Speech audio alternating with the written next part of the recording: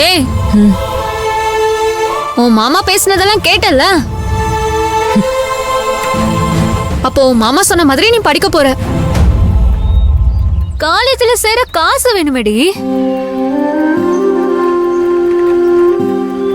உங்க அம்மா பணத்தை அரேஞ்ச் பண்றாங்கன்னு சொல்லிட்டு வந்துட்டு நீ படிச்சு பெரிய ஆளா போறேன்னு உன் மாமா நம்பிட்டு இருக்காரு. அவரே கஷ்டப்பட்டு உனக்கு ஃபீஸ் கட்டுறேன்னு தானே சொன்னாரு. அப்புறம் ஏன் போய் சொல்லிட்டு வர? சரிடி, காலேஜுக்கு எப்படி பணம் கட்டுவ, எப்படி படிப்ப? நான் படிக்க போறதில்ல. ஏய், இந்தாடி. என்னடி சொல்ற? படிக்க போறது இல்லையா? ஆமா. ஏன்? என்னோட மாமா தலையை அடமான வச்சாவது என்ன படிக்க வைக்கிறேன்னு சொல்றாரு.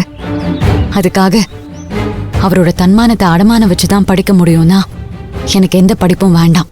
ஏய், உன் மாமாக்கு தெரிஞ்சா ரொம்ப வருத்தப்படுவாரேடி.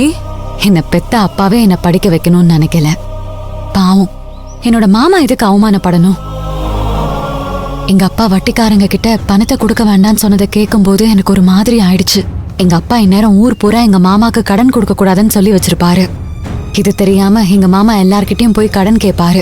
எல்லாரும் இல்லைன்னு சொல்லுவாங்க. அவரோட மனசு எவ்வளவு கஷ்டப்படும்.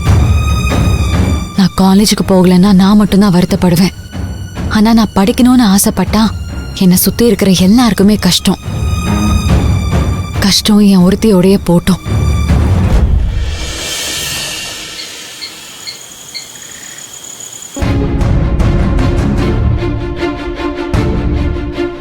ஒரு தடவை சொன்னா புரியாதயா? சரவணா, நானும் மனுஷன் தானே. எவ்வளவு நேரம் பொறுமையா இருக்கிறது? சும்மா எப்ப பார்த்தாலும் அம்மா பத்தி குறை சொல்லிக்கிட்டு மனுஷனாயா நீ?